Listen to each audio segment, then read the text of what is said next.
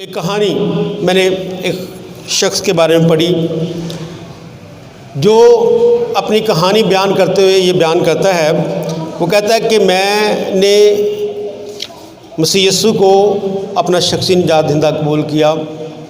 میں اور میری بیوی دونوں ایماندار زندگی گزار رہے تھے. اور وہ کہتا ہے کہ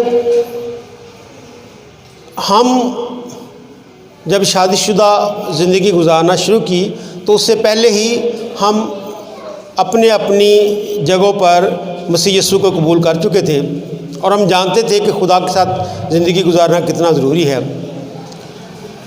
لیکن اس کے باوجود کہتا ہے کہ میری زندگی میں ایک پرابلم تھی. وہ پرابلم یہ تھی کہ میرے مالی وسائل کچھ زیادہ اچھے نہ تھے. میری بیوی جو ہے وہ میرے دوسرے بچے کی ماں بننے جا رہی تھی اور میرے پاس اتنے وسائل نہیں تھے کہ میں اس کی کیئر کر سکوں. کہتا میں انتہائی پریشان تھا اور نوبت یہاں تک پہنچ چکی تھی. حالانکہ میری بیوی مجھ سے بہت پیار کرتی تھی لیکن نوبت یہاں تک پہنچ گئی کہ مجھے لگ رہا تھا کہ میری بیوی جو ہے وہ مجھے طلاق دے دے گی. میرا ازدواجی رشتہ جو ہے وہ ڈسٹروائے ہونے کو تھا. میں انتہائی پریشان تھا اور اس کی بنیادی وجہ یہ تھی کہ میرا باس جو ہے وہ میری سیلری نہیں بڑھا رہا تھا. تو میں بڑا پریشان تھا کہ میں اپنے وسائل کو کیسے زیادہ کروں. حالانکہ وہ کہتا ہے کہ میں یہ سمجھتا ہوں کہ میں انتہائی سمجھدار اور سمارٹ شخص ہوں. میں بڑا انٹیلیجنٹ ہوں اور بہت سارے مجھ میں خوبیاں ہیں. لیکن اس کے باوجود میرا باس جو ہے وہ مجھ سے خوش نہیں تھا. وہ کہتا تھا کہ میں اس کی توقع کے مطابق کام نہیں کر رہا جس کی وجہ سے وہ سیلری نہیں بڑھا رہا تھا. اس کا کہنا تھا کہ میرے باس کی ایک انشورنس کمپنی تھی اور اس کا کہنا تھا کہ میں کسٹمرز کو صحیح ڈیل نہیں کرتا تھا. اور وہ کیوں صحیح ڈیل نہیں کرتا تھا اس کی شاید وجہ یہ تھی کہ وہ کہتا ہے کہ تم جب بھی کسی کسٹمر سے ملتے ہو تو تم زیادہ خوشحال نظر نہیں آتے. کہتا ہے ڈیفینیٹلی اس کی وجہ یہ تھی کہ میرا لباس جو ہے وہ اس قدر خوش لباس نہیں ہوا کرتا تھا کیونکہ میرے مالی وسائل نہیں تھے. تو میرے کپڑے اتنے اچھے نہیں تھے جس کی وجہ سے میرے پاس جو تھے میں وہی پہن کے جاتا تھا. تو اس بات سے بھی میرا باس جو ہے وہ خوش نہیں تھا. کہتا کہ کسٹمرز کے سامنے جب آپ جاتے ہو تو انتہائی شاندار انداز میں آپ کو جانا چاہیے. وہ کہہ رہے کہ اپنے مالی حالات کی وجہ سے چونکہ میں مسلسل پریشانی میں رہتا تھا اس لیے کسٹمرز کے ساتھ میں اس اعتماد کے ساتھ بات نہیں کرتا تھا جس کانفیڈنس کے ساتھ مجھے کرنی چاہیے تھی. اس لیے کہہ رہا کہ میں دن بہ دن جو وہ میرے خاندانی حالات جو ہے وہ بد سے بدتر ہوتے چلے گئے اور میں انتہائی پریشانی کی حالت میں خدا کے ساتھ چلتا تھا. میں ریگولر چرچ ممبرز تھا اور تمام جو عبادات ہیں چرچ کی وہ ریگولرلی کرتا تھا اور ان میں بڑھ چڑھ کر حصہ لیتا تھا. لیکن اس کے باوجود بھی میرے حالات تبدیل نہیں ہو رہے تھے. تو کہتا ہے ایک دن میں پریشانی کی حالت میں رو رو کر خدا کے پاس ہے. خداوند میرا توکل تجھ پر ہے, میرا بھروسہ تجھ پر ہے, میں نے تجھ سے دل لگایا ہے. تیرا کلام یہ مجھے فرماتا ہے کہ چونکہ تو نے میرے ساتھ دل لگایا میں تجھے چھڑاؤں گا, تجھے سرفراز کروں گا. تو پھر میرے حالات کیوں نہیں بدل رہے؟ کہ میں دعا کرتے کرتے کافی دیر تک خدا کے لیے انتظار کرتا رہا کہ خدا مجھے جواب دے. کہتا ایک دم خدا نے ہلکے سے سرگوشی میں میرے ساتھ کلام کیا. خدا نے مجھے کہا کہ تم میری طرف رجوع ہو تو میں تیری طرف رجوع ہوں گا. کہتا میں ایک دم سے میں نے اپنے آپ کو جھنجھوڑا اور میں نے کہا خداوند یہ کیا بات ہے؟ میرا تو توکل ہی تو ہے, میں تو پہلے ہی تیری طرف جھکا ہوا ہوں. میں اور میری بیوی ایماندار ہے, ہم دعا کر رہے ہیں تو اس کے باوجود بھی تو کہہ رہا کہ تم میری طرف رجوع ہو. کہتا میں پھر تھوڑی دیر کے لیے یہ کہہ کے پھر خدا کی آواز سننے کے لیے اپنے آپ کو میں نے جھکا دیا اور خدا کی آواز سننی شروع کی. تھوڑی دیر بعد پھر وہی آواز آئی, پھر وہی الفاظ خدا نے دہرائے, تم میری طرف رجوع ہو تو میں تمہاری طرف رجوع ہوں گا. کہتا پھر میرا دماغ جب وہ ٹھنکا کہ خدا کچھ کہنا چاہتا ہے, خدا مجھ سے کچھ بتانا چاہتا ہے. تو ایک دم سے میں نے اس آیت کو ڈھونڈنا شروع کیا کہ یہ بائبل میں کہاں ہے، تو خدا مجھے ملاکی کے 6 باب 7 آیت۔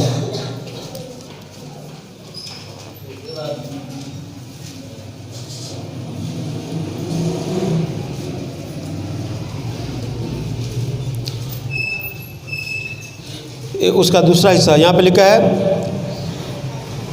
تم میری طرف رجوع ہو تو میں تمہاری طرف رجوع ہوں گا، رب الافواج فرماتا ہے۔ وہ کہتا ہے کہ جب میں نے اس آیت کو پڑھا تو میں نے اس کے ساتھ ہی اگلی آیات کو بھی پڑھنا شروع کیا کہ خداوند اصل میں اس آیت کے وسیلہ مجھ سے کہنا کیا چاہتا ہے۔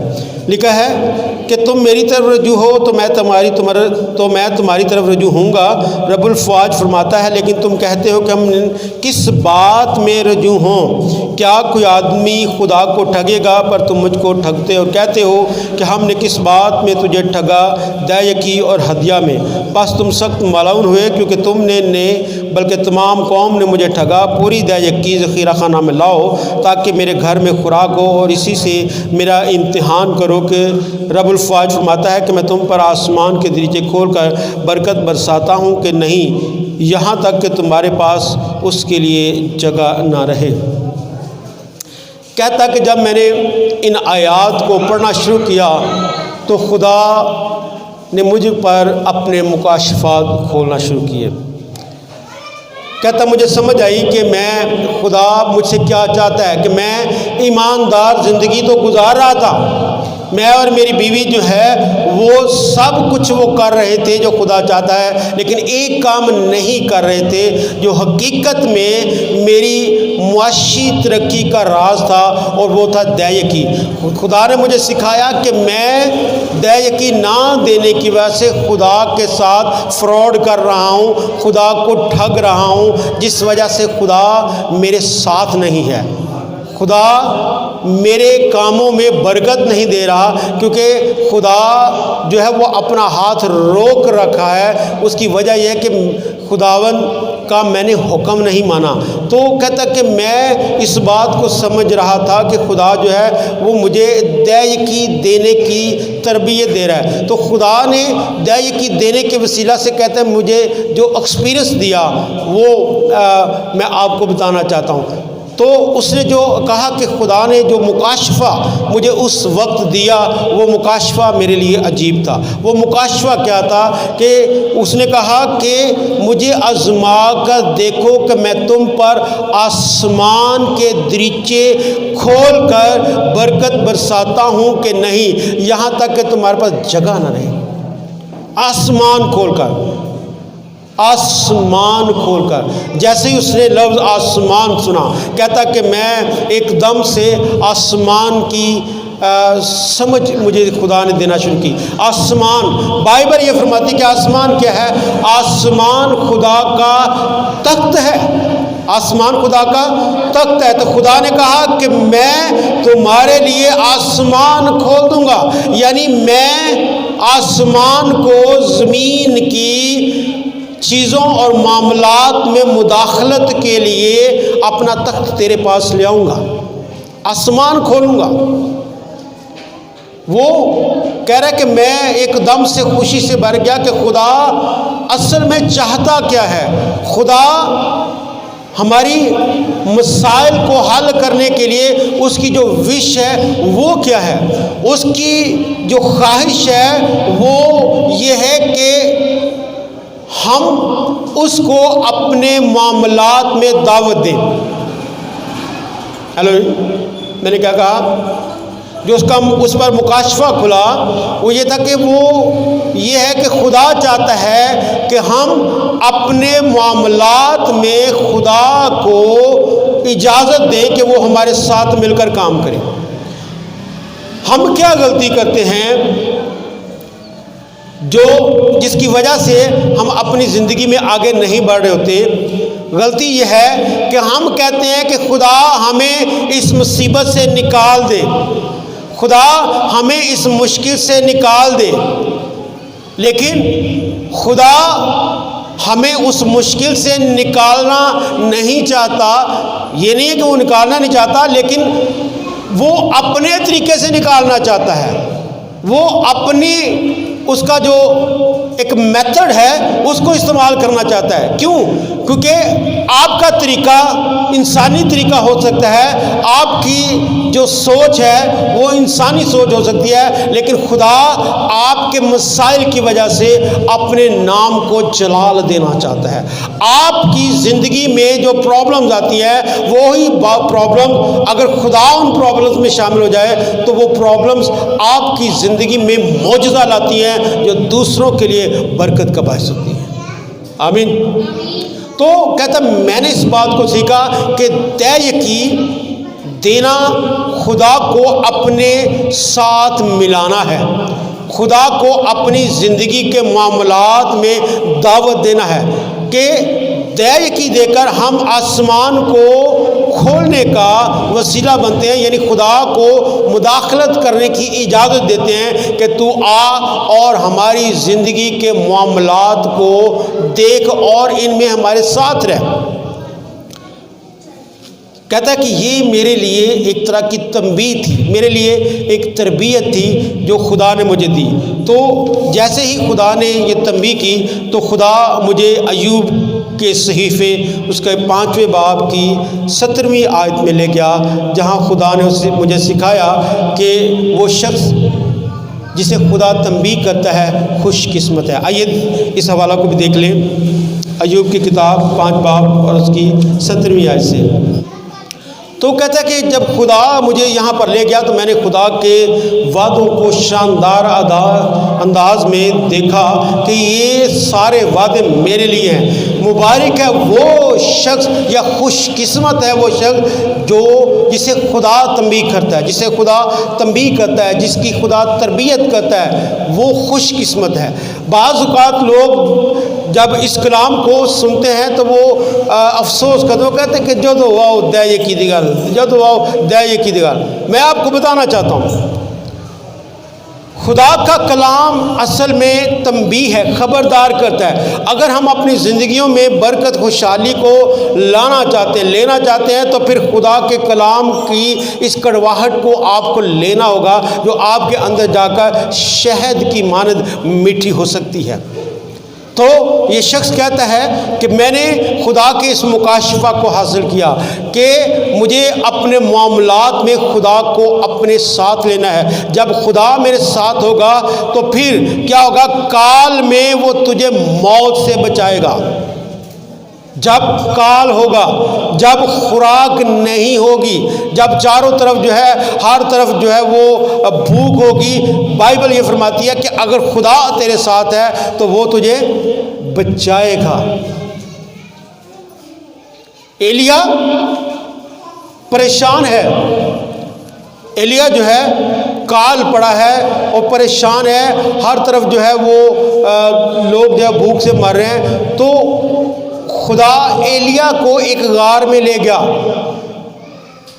کسی کے پاس کھانا نہیں ہے، لیکن خدا نے، چونکہ خدا ایلیا کے ساتھ ہے، خدا ایلیا کے ساتھ ہے، تو ایلیا کے لیے خوراک کون لا رہے ہیں؟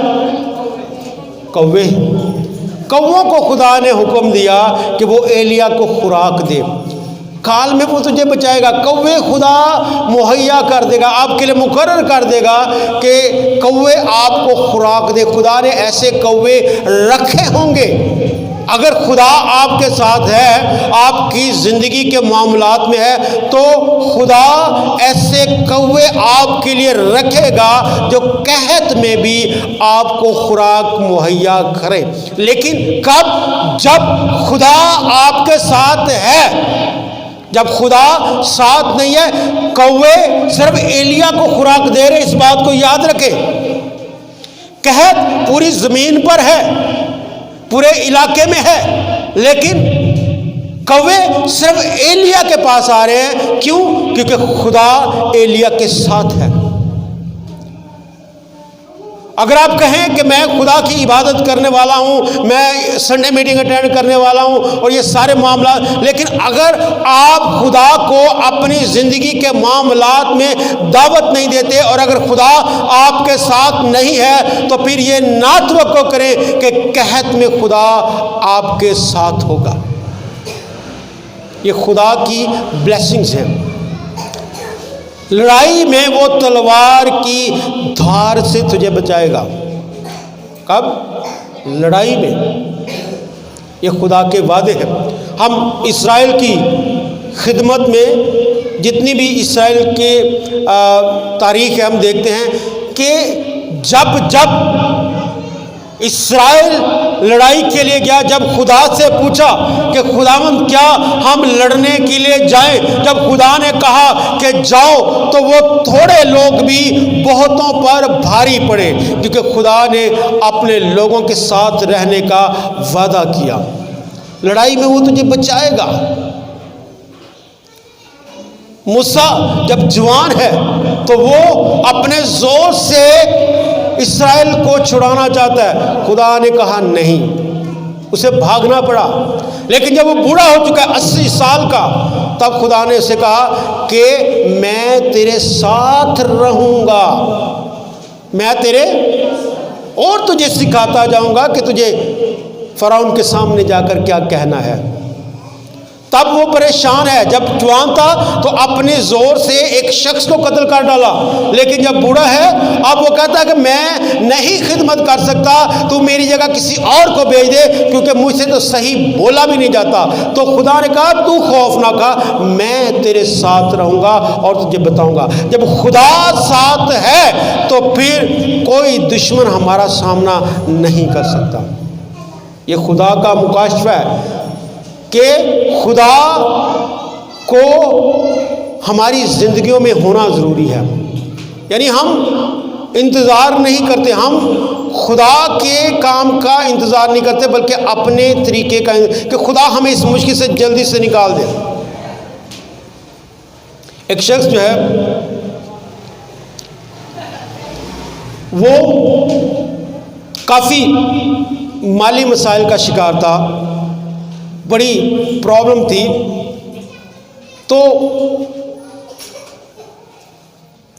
اس کے ایک دوست نے اس کی ملاقات جو ہے ایک امیر شخص سے کرائی۔ اس کے ساتھ اچھے تعلقات بن گئے، تو اس نے اس کی منت کی۔ اس نے کہا کہ اگر تو مجھ پہ رحم کرے، میرا 10 لاکھ کا قرضہ ہے، اگر تو یہ ایک دفعہ مجھ سے نکال دے مجھے اسے، تو میں تھوڑے تھوڑے کر کے تجھے واپس کر دوں گا، لیکن اس مشکل سے مجھے نکال دے۔ اس نے کہا چلے ٹھیک ہے، کوئی مسئلہ نہیں۔ اس شخص نے اس کو 10 لاکھ دیے، اس کا جتنا قرضہ تھا اس کو نکال دیا اور وہ آزاد ہو گیا۔ لیکن اس کے بعد اس نے اس کو جو پیمنٹ دینی تھی وہ پیمنٹ نہیں دی، بلکہ اس کو تنگ کرنا شروع کیا۔ آخرکار اس نے اس کے ساتھ تعلق توڑ دیا۔ پیسے تو اس نے چھوڑ دیے، لیکن وہ دوبارہ کبھی اس سے ملا نہیں۔ تو کچھ عرصے بعد وہ شخص جو ہے، کیونکہ اس کی ہیبٹ بن گئی تھی اسی طرح کے قرضہ جات کو لینا، ایک جگہ سے لینا دوسری جگہ دینا، تو اس کی چونکہ ہیبٹ بن گئی تھی، وہ پھر دوبارہ سے مزید قرضوں میں پھنس گیا، اور پھر کوشش کی کہ دوبارہ سے کوئی شخص ملے جس کی وجہ سے میں یہ قرضے اتار دوں، لیکن دوبارہ اس کے پاس کوئی شخص نہیں آیا۔ کیوں؟ کیونکہ وہ صرف ایک دفعہ اپنی مصیبت سے نکلنا چاہتا تھا۔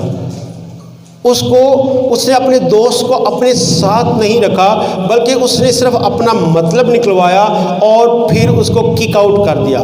تو مسیحی جو ہیں وہ کیا کرتے ہیں کہ وہ خدا کو بھی اسی طرح سے لیتے ہیں۔ وہ چاہتے ہیں خدا کے پاس آئیں اور خدا سے اپنا کام لیں، نکلوائیں، اور پھر خدا کو کک آؤٹ کریں اور اپنی زندگی میں دوبارہ سے انہی طریقوں کو اپنانا شروع کریں جس طرح سے وہ زندگی گزاریں۔ خدا چھوڑ جاتا ہے۔ خدا کا ساتھ رہنا اور خدا سے کام لے لینا یہ بالکل دو طریقے علیحدہ ہیں۔ جب آپ خدا کو اپنے ساتھ ساتھ رکھتے ہیں تو خدا آپ کو آگ میں سے بچانے کی قدرت رکھتا ہے۔ خدا ساتھ ہوتا ہے، آپ کو ہر طرح کی آگ، ہر طرح کی مشکل حالات میں بھی وہ آپ کو بچا لے گا اگر خدا ساتھ ہے۔ آپ جانتے ہیں نبوکد نظر کے بارے میں، نبوکد نظر نے اعلان کیا کہ تمام ملک کے لوگ جب بھی ایک بڑی مورت بنائی، اس نے نبوکدنضر نے اپنی ایک بڑی مورت بنائی اور اس نے کہا کہ تمام ملک کے لوگ، تمام رعایا جو میرے تحت ہے، وہ جب بھی سازوں کی آواز سنے تو وہ میرے اس بت کے سامنے جھک کے سجدہ کرے۔ اور اس کی رعایا میں صدرک، میشک اور عبدنجو، یہ 3 لوگ بھی شامل تھے جن کو اعلیٰ عہدوں پر سرفراز کیا جا چکا تھا۔ حکومت میں ان کے پاس اعلیٰ عہدے تھے، اس لیے لازم تھا کہ ہر کوئی خاص و عام بت کے سامنے جھک کے سجدہ کرے۔ لیکن بائبل یہ فرماتی ہے کہ جیسے ہی ساز بجے پوری رعایا نے سجدہ کیا، لیکن ان 3 لوگوں نے جو خدا کو مانتے تھے سجدہ نہیں کیا۔ حکم یہ تھا کہ جو سجدہ نہیں کرے گا اس سے آگ کی جلتی ہوئی بھٹی میں ڈال دیا جائے گا، یہ حکم تھا۔ اور وہ جانتے تھے کہ اگر ہم نے سجدہ نہ کیا تو ہم آگ کی بھٹی میں پھینک دیے جائیں گے، لیکن اس کے باوجود انہوں نے سجدہ نہیں کیا۔ ہم بعض اوقات پوزیشنز پر ہوتے ہیں، ہماری زندگیوں میں مختلف پوزیشنز ہوتی ہیں۔ بعض اوقات ہم شوہر، بیوی، بیٹا، بیٹی، کسی جگہ پہ سپروائزر، کسی جگہ پہ کسی ورکر کی حیثیت سے کام کر رہے ہوتے ہیں، اور ہمارے اوپر جو ذمہ داریاں ہیں ہم ان کو پورا کرنے کے لیے بعض اوقات وہ کام کرتے ہیں جس کا ہمارا دل جو ہے وہ بعض اوقات گواہی نہیں دے رہا ہوتا کہ ہمیں یہ کرنا چاہیے، لیکن اس کے باوجود ہم وہ کام کرتے ہیں کیونکہ ہم یہ سمجھتے ہیں کہ یہ ہماری ذمہ داری ہے۔ یہ لوگ اعلیٰ عہدوں پہ سرفراز تھے اور ان کو حکم تھا کہ اپنے آقا کی، اپنے مالک کی، اپنے بادشاہ کی بات کو مانے، بت کے آگے سجدہ کریں ورنہ آگ میں ڈال دیے جائیں گے۔ انہوں نے مصیبت میں جانے کے لیے اپنے آپ کو پیش کر دیا۔ آگ کا چیلنج انہوں نے لے لیا، لیکن بت کے آگے سجدہ نہیں کیا۔ انہوں نے کہا کہ ہم اپنے خدا کو جلال دیں گے۔ یاد رکھیں کہ یسوع مسیح نے کہا کہ جو کیسر کا ہے وہ کیسر کو دو اور جو خدا کا ہے وہ خدا کو دو۔ ابھی آپ گیت گا رہے تھے کہ صرف یسوع ہی کو سجدہ کرنا واجب ہے، تو بائبل میں یہ لکھا ہے کہ میرے علاوہ کسی اور معبود کے آگے سجدہ نہ کرنا، وہ یہ حکم جانتے تھے، اس لیے یہ لازم نہیں تھا، یہ واجب نہیں تھا کہ وہ خدا کے علاوہ کسی اور کے آگے جھک کے سجدہ کرتے۔ تو سجدہ چونکہ خدا کو دینا لازمی تھا، اس لیے انہوں نے کسی غیر معبود کے بت کے آگے جھکنا پسند نہیں کیا۔ یہ خدا کو جلال دینا ہے، خدا کو سجدہ کرنا خدا کو جلال دینا ہے۔ دے یقین خدا کو جلال دینا ہے، یہ خدا کی امانت ہے۔ جس طرح سجدہ خدا کو واجب ہے، اسی طرح جو مخصوص کی ہوئی چیزیں ہیں، خدا نے منع کیا بنی اسرائیل کی قوم کو کہ جو مخصوص کی ہوئی چیزیں ہیں تم ان کو چھونا بھی نہ اور نہ اپنے لیے رکھنا۔ تو جو دے کی ہے یہ خدا کا حکم ہے کہ یہ خدا کے لیے، اس لیے خدا نے کہا کہ تم مجھے ٹھگتے ہو، یہ میری چیز ہے، میری امانت ہے جسے تم اپنے لیے رکھتے ہو۔ تو وہ شخص کہتا کہ میں اس بید کو جان رہا تھا، سیکھ رہا تھا، یہ خدا مجھے سکھا رہا تھا کہ جو خدا کا حکم ہے وہ ماننا ضروری ہے، جو خدا کی چیز ہے وہ خدا کو دے۔ تو نبوکدنضر بادشاہ کے دور میں صدرک میشک اور عبدنجو نے خدا کے حکم کو مانا، خدا کو جلال دیا اور اپنی جو ستائش ہے، اپنی پرستش جو ہے، اپنا سجدہ جو ہے وہ خدا کو دیا، نہ کہ غیر معبود کو۔ جب آپ دنیا میں رہتے ہوئے یہ کام کرتے ہیں تو آپ کے لیے چیلنجز آ سکتے ہیں، آپ کے لیے چیلنجز آ سکتے ہیں۔ اب خدا چاہتا تو صدرک میشک اور عبدنجو کو آگ کی بھٹی میں جانے سے پہلے بچا سکتا تھا، کیونکہ وہ زمین اور آسمان کا کل اختیار اپنے ہاتھ میں رکھتا ہے۔ آمین۔ لیکن اس نے ایسا نہیں کیا، خدا نے ایسا نہیں کیا، بلکہ آگ میں جانے دیا۔ خدا نے ان کو آگ میں جانے دیا، اور جب ان کو آگ میں پھینکا گیا تو حکم ہوا کہ جو آگ ہے اس کو 7 گنا کر دو۔ یعنی جو نارمل آگ تھی اس کو بھی انہوں نے بڑھا دیا کہ 7 گنا زیادہ کر دو، کہ ان کے بچنے کی کوئی امید نہ رہے۔ جب آپ خدا کے لیے راستہ کا انتخاب کریں گے، خدا کی طرف بڑھنے کے لیے اپنا قدم بڑھائیں گے، تو ہو سکتا ہے کہ آپ کی مشکلات میں پہلے سے زیادہ اضافہ ہو جائے، لیکن آپ کو گھبرانا نہیں ہے، آپ کو پریشان نہیں ہونا، بلکہ آپ کو ان لوگوں کے ساتھ مل کر یہ کہنا ہوگا کہ ہمارا خدا ہمیں آگ کی جلتی بھٹی میں سے بچانے کی قدرت رکھتا ہے۔ ان کا ایمان تھا کہ خدا ہمیں آگ کی جلتی بھٹی میں سے بچا لے گا۔ ان کا یہ ایمان، وہ یہ نہیں کہہ رہے خداوند دیکھ بادشاہ نے ہمارے خلاف حکم کر دیا، ہم تو تیری عبادت کرنے والے ہیں، ہم تو تیری پرستش کرنے والے ہیں، ہم نے تیرے نام کی خاطر جو ہے یہ سب کچھ کیا ہے، اب تو ہمیں آگ کی بھٹی میں پھینکنے ہی نہ دے، ان کی آنکھوں کو اندھا کر دے۔ ایسا نہیں دعا کی، وہ خاموش تھے۔ انہیں صرف یہ یقین تھا کہ خدا ہمیں اس مشکل سے نکالنے کی قدرت رکھتا ہے۔ مناسب جواب یہ ہے کہ آپ جب خدا کے ساتھ چلنے کا فیصلہ کرتے ہیں تو آپ کا ایمان یہ ہونا چاہیے کہ چونکہ خدا ہمارے ساتھ ہے، اس لیے خدا ہمیں اس مشکل میں سے نکال لے گا۔ آمین۔ 7 جلا دیا، اور بائبل یہ فرماتی ہے کہ جب 7 گنا بھٹی تیز کی گئی تو جو آگ کو جلانے والے تھے وہ جل گئے۔ کون؟ جو آگ کو تیز کرنے والے لوگ تھے وہ جل گئے، اور قریب جتنی چیزیں تھیں وہ سب جل کر بھسم ہو گئیں۔ جنہوں نے ان کو بھٹی میں ڈالا وہ جل گئے۔ لیکن جب بادشاہ نے ایک طرف جا کے غور سے دیکھا تو اس نے دیکھا کہ یہاں پر ہم نے 3 لوگ پھینکے تھے، لیکن یہاں پر کتنے ہیں؟ اور چوتھے کی صورت خدا کے بیٹے کسی ہے۔ ہاللیلویا۔ آئیے خدا کے لیے زوردار تعلیم ہو جائے۔ چوتھے کی صورت خدا کے بیٹے العزاد جیسی ہے۔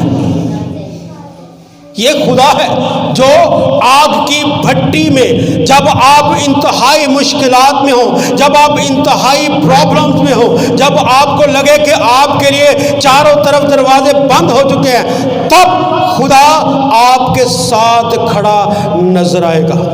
خدا آپ کو اکیلا نہیں چھوڑتا۔ اگر خدا ان کو پہلے بچا لیتا تو شاید آج صدرک میشک اور عبدنجو کا نام بائبل میں نہ ہوتا۔ خدا ایسے بہت سارے لوگوں کو بچا چکا ہے، لیکن خدا جب بھی کچھ کرتا ہے وہ اس لیے کرتا ہے کہ اس کا جلال ظاہر ہو۔ تو خدا ہمیں ہماری مشکلات میں سے نکالنا چاہتا ہے۔ جب نبوکدنضر نے دیکھا کہ ان کو کچھ ہوا ہی نہیں، ان کا بال تک نہیں جلا، کپڑے بھی ویسے کے ویسے تھے، تو وہ ایمان لایا کہ اسرائیل کا خدا حقیقت میں زندہ خدا ہے۔ ہاللیلویا۔ جب خدا آپ کی زندگی میں کام کرے گا جب خدا آپ کے ساتھ رہ کے کام کرے گا، آپ کی پرابلمز میں رہ کر کام کرے گا، تو آپ کے لیے زندہ گواہی بنے گی۔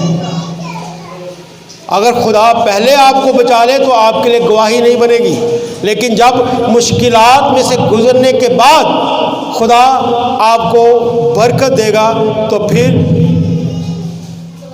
گواہی ہوگی۔ یوسف زندہ مثال ہے۔ یوسف کو خدا نے بچپن ہی سے چن لیا۔ 17 سال کی عمر میں اسے خواب آنے شروع ہو گئے کہ خدا اسے سرفراز کرے گا، لیکن خدا نے اس پر مصیبت آنے دی۔ خدا کا منصوبہ اس کے لیے پہلے تھا، لیکن سرفرازی اس کے لیے مقرر کی جا چکی تھی، لیکن سرفرازی تک پہنچنے کے لیے اسے 30 سال لگ گئے۔ اس کے بھائیوں نے اس کو بیچ ڈالا، ہے نا، خدا کے بندہ کو اس کے بھائیوں نے بیچ ڈالا، اور وہ اس کنویں میں، جس میں اس کنویں میں پھینکا گیا، وہ وہاں پر رو رہا تھا اور کہہ رہا تھا کہ خدا تو نے مجھے خوابوں میں دکھایا کہ میں اپنے سب بھائیوں سے بڑا ہوں گا، تو نے مجھے سرفراز ہونے کے لیے بلایا، لیکن یہ کیا، میں تو مصیبت میں پڑ گیا، میری تو زندگی میں مشکلات آ گئی، کیا یہ حقیقت میں تیرا وعدہ تھا؟ اس نے شک کرنا شروع کر دیا، ہے نا۔ ایسا کچھ ہوا؟ کچھ نہیں ہوا۔ اس نے کوئی ایسی دعا نہیں کی کہ خداوند تو نے کیوں ایسا ہونے دیا، تو نے کیوں میرے بھائیوں کو میرے خلاف کر دیا، کیونکہ وہ جانتا تھا کہ خدا اس کے ساتھ ہے۔ ہیلیلویا۔ وہ جانتا تھا کہ خدا اس کے ساتھ ہے۔ وہاں سے نکلا، پوتیفر کے گھر میں چلا گیا، اور چونکہ خدا اس کے ساتھ تھا، پوتیفر کے گھر میں برکت آنا شروع ہو گئی، اور جیسے ہی برکت آنا شروع ہو گئی، تمام چیزیں اس کے حق میں آ گئی، ایون کہ پوتیفر کی جو بیوی ہے وہ بھی اس پر فری فتح ہو گئی۔ جب ایماندار ہوتے ہوئے آپ یاد رکھیے کہ خدا آپ کے ساتھ ہے تو آپ کی زندگی میں برکت آئے گی، لیکن یہ ہرگز مطلب نہیں ہے کہ آپ کے حالات ہمیشہ ایسے ہی رہیں گے۔ بعض اوقات جب لوگ مسیح میں آتے ہیں تو ایک دم سے ان کی زندگی تبدیل ہوتی ہے، ان کے حالات بدل جاتے ہیں، اور وہ خوش ہوتے ہیں کہ خدا ہماری زندگیوں میں کام کر رہا ہے، اور وہ سوچتے ہیں کہ شاید حالات ایسے ہی رہیں گے، لیکن ایسا نہیں ہے۔ خدا اصل میں آپ کو جو سرفرازی دینا چاہتا ہے، آپ اس کا اندازہ نہیں کر سکتے۔ ہم چھوٹی سی سرفرازی کی وجہ سے خوش ہو جاتے ہیں اور وہیں پر ٹک جانا چاہتے ہیں، لیکن خدا کا ہماری زندگیوں میں اس سے بہت بڑا منصوبہ ہے۔ خدا چاہتا ہے کہ ہم اس کے ابدی منصوبے کا حصہ ہوں، تو اس لیے آزمائشیں آ سکتی ہیں۔ یوسف کی وجہ سے اس کے آقا کے گھر میں برکت آئی اور وہ مختار بن گیا اپنے آقا کے گھر کا، لیکن ابھی اس کے امتحان اور بھی تھے۔ اس کی بیوی نے اس پر الزام لگایا، جب اس نے اسے بدفعلی کرنے سے منع کیا تو اس کے مالک نے پھر اسے جیل میں ڈال دیا، تو اس کو پھر جیل میں قید خانہ میں رہ کر قیدی کی صورت میں وہاں پر آزمائش برداشت کرنا پڑی، لیکن وہاں پر بھی بائبل میں کہیں نہیں لکھا کہ یوسف نے کوئی خدا سے شکوہ کیا ہو کہ خداوند تو نے مجھے کیوں مصیبت میں ڈال دیا، بلکہ اس کا بھروسہ اور خدا پر تھا۔ لکھا ہے خداوند اس کے ساتھ تھا، خداوند اس کے ساتھ تھا، تو جو دروگا ہے اس کی نظر میں وہ مقبول ہو گیا۔ تو جیسے ہی خدا کا منصوبہ تھا کہ فرعون کو خواب آیا، تو خدا نے اس دروگا کو یوسف کے پاس بھیجا اور کہا کہ تو چل اور اس کے خواب کو بتا۔ تو خدا نے استعمال کیا، خدا نے طریقہ اختیار کیا کہ کس طرح سے خدا ایک گھر کا صرف اسے مختار نہیں بنانا چاہتا تھا، بلکہ خدا اس سے ایک ملک کا حکم بنانا چاہتا تھا۔ اس لیے خدا اسے آزمائشوں میں سے گزارتا ہوا، مصیبتوں میں سے گزارتا ہوا اس کو ایک بڑے مقام تک لے گیا۔ آمین۔ تو یاد رکھیں کہ جب بھی آپ پر مصیبت آئے، آپ یہ کہنے کی بجائے کہ خداوند تو مجھے اس مصیبت سے نکال، خدا پر بھروسہ رکھے اور خدا سے کہیں کہ خداوند میں جانتا ہوں، خداوند میں جانتی ہوں کہ تو مجھے اس مشکل سے نکال لے گا، کیونکہ تو میرے ساتھ کھڑا ہے، تو میرے ساتھ کھڑا ہے۔ خدا کو ساتھ کھڑے رہنے کے لیے بلانا شروع کریں۔ اور دے یقین آپ کی فائنینشیل پرابلمز کے لیے، جب آپ اپنی زندگی میں اپنے حالات سے لڑ رہے ہیں، جب آپ اپنی زندگی میں اپنے مالی حالات سے لڑ رہے ہیں اور آپ چاہتے ہیں کہ آپ کے مالی حالات بہتر ہو جائے، تو اس کے لیے خدا کو اپنے ساتھ کھڑا کر لیں، خدا کو اپنے ساتھ بلا لیں، تاکہ آپ کے مالی حالات کو بہتر کرنے میں وہ آپ کا ساتھ دے۔